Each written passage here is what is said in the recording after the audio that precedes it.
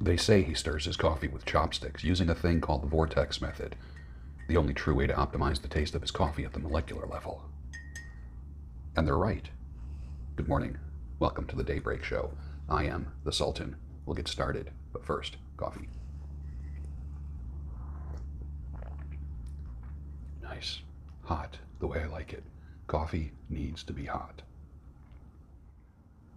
Shouldn't common sense really be called uncommon sense? Because there's no way that it's common. Been saying that for a long time. I kind of view this show as the college of common sense, because you're not seeing it anywhere else in the world currently. I was told that a woman had a baby in Poland, and I guess the procedure is they separate the baby from the woman.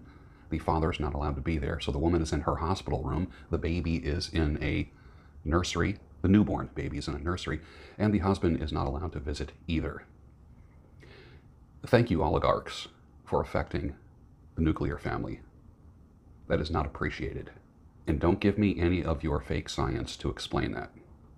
It's a breakdown of everything, society, all the way down to the nuclear family. It's happening before our very eyes, and we're letting it happen. How long will we let this happen? I had these thoughts yesterday that the president of the United States was way too trusting to have all these deep state types working for him on staff in the White House for the first 2 to 3 years. And I just thought he really needs to put the hammer down. Big time. Because there has been zero confidentiality in that White House. The man's been spied on before his campaign, after his campaign, and as president. It's never happened in history. Never happened in history. Something needs to be done about it. And I'm hoping and praying that something is done. So when she says, "You're not the man that I married," let me translate that for you. What she really says, "You're not the man that I thought you would become. You've let me down." That's something that you rarely, if ever, hear a man say to a woman. Usually it's a woman saying that to a man. "You're not the man I married." Well, no shit, honey. You're not the woman I married. We're not the people that got married. We're different. We changed. The only thing that changed is your expectations. Because I was cool when you married me. All of a sudden now I'm not acceptable. Isn't it funny how that works? Because they can. Because it's okay. It's socially acceptable. It's backed up by the courts. And it is a way of gaining wealth. Think about it. Make masks great for Halloween. I feel like 2020 has been just one big Halloween with the masks. Have you had enough yet? Of the you? No. What? Here's an essay that I wrote about beards probably about 5 years ago. I published this, I think, on LinkedIn. One of the most useless websites I've ever seen in my life. That's for another Daybreak Show.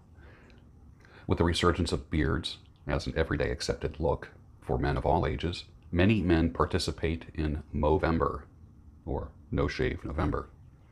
Back when they were saying the word Movember, it was when men were growing mustaches for a prostate cancer awareness month. Movember is what they call a portmanteau word. It's a combination of mustache and November, hence Movember. It's a weird word. Whoever came up with that, just smack them, please.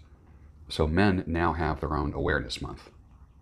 A man stops shaving in November. It's been accepted in the professional shirt and tie workplace to have a beard now. When I was coming up in the corporate world, you could not have a beard. Literally, you had to shave. Isn't that weird? You literally had to shave. On December 1st, or the first week of December of every year, millions of amateur beard growers hesitate for a second. They leave the razor in the cabinet. Many give it another month. And they say, okay, I'll keep it till the end of the year. Then they just shave prior to New Year's Eve.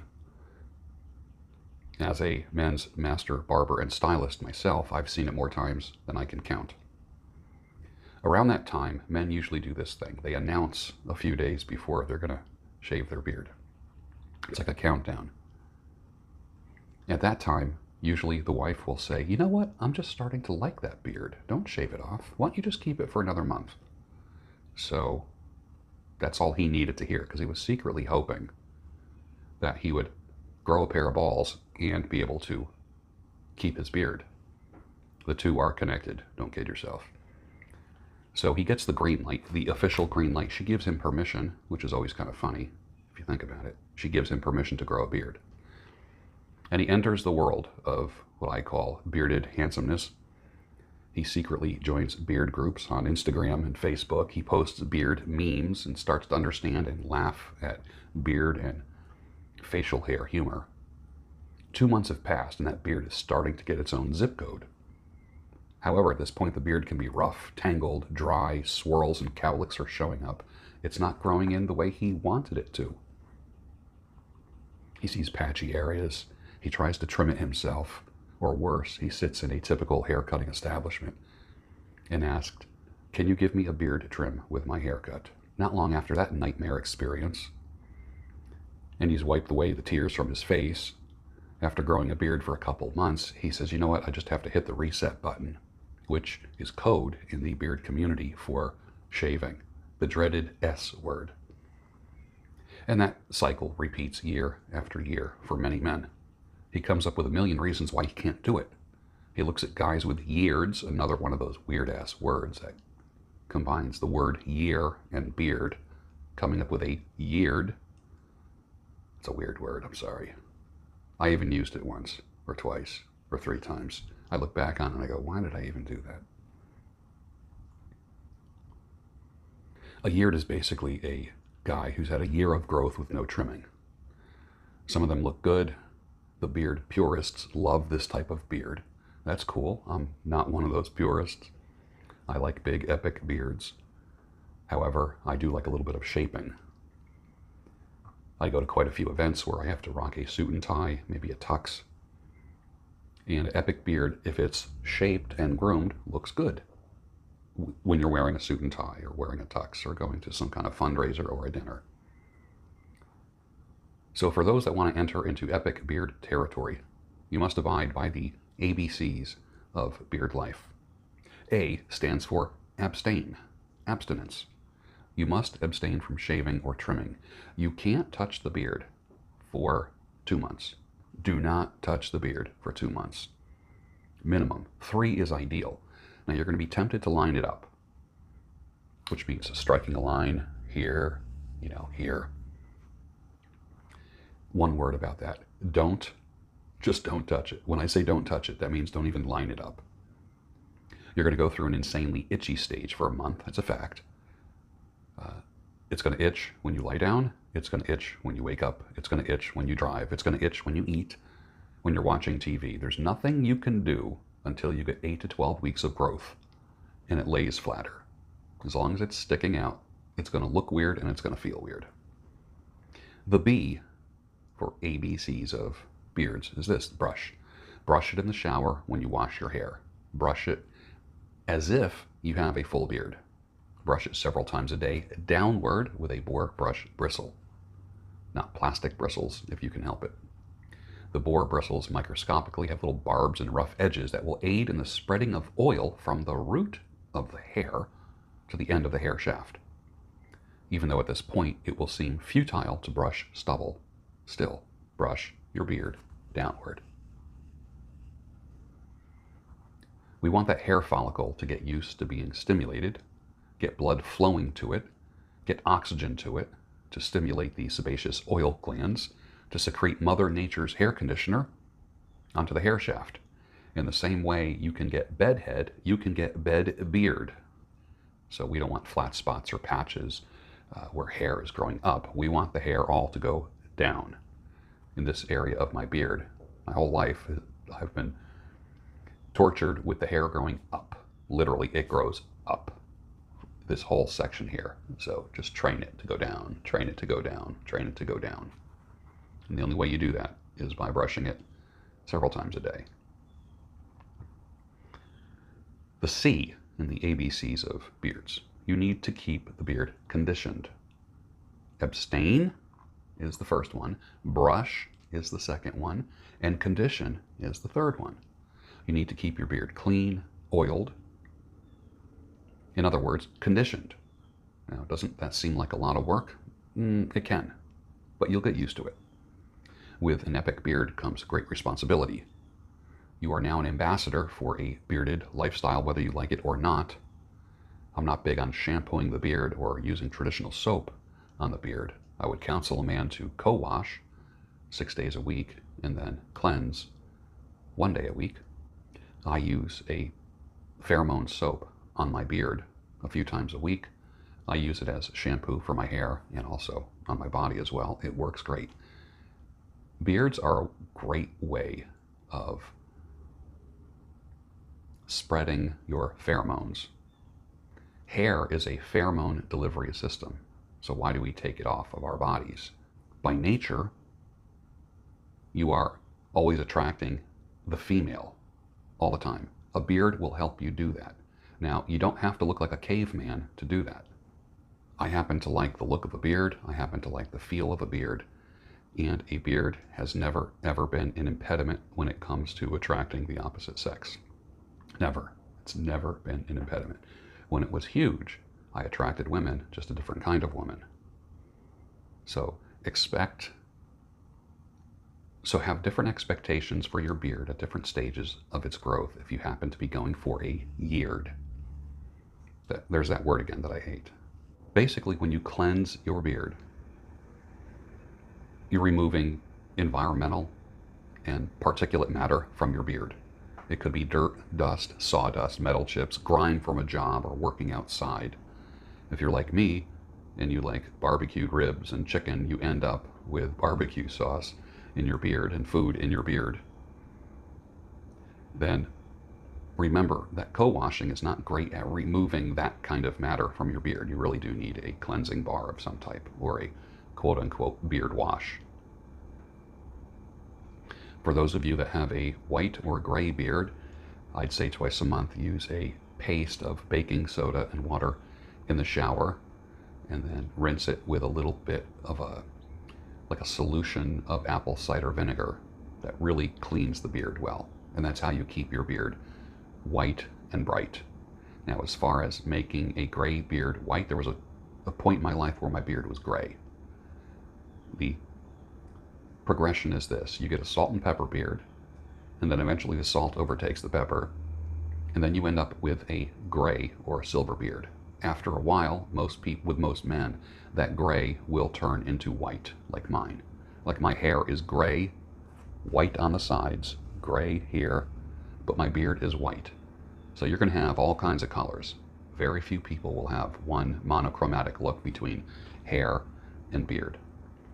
Kiss those days goodbye. You're going to have 50 shades of gray, literally. Now you get out of the shower, blot the beard dry. Literally, you're taking a towel and just blotting it.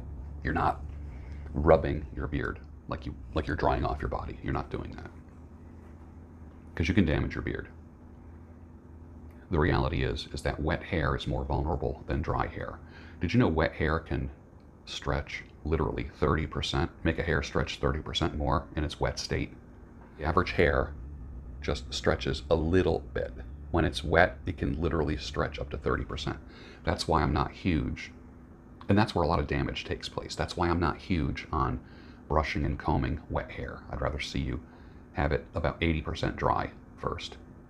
And you can do that through blotting or just through warm or cool air blow drying. Now you apply the beard oil. Why is that? It protects the hair. Anywhere between 3 and 6 drops, or maybe a dime at the most for a huge beard, in the hands, and you just put it through the whole beard. The reason is this, is that hair, like cigars, is best at 70% humidity. In other words, your beard, you go into the shower and your beard is dry. You come out and your beard is saturated. Now think about this. When you come out of the shower, your beard is 20% more saturated than when it went in. So one of the best ways to preserve the moisture in that beard hair is to put on beard oil. If you don't put on beard oil, the water evaporates, leaving a coarser, drier type of beard. You want a softer beard, you must use beard oil. You must. It is a game changer.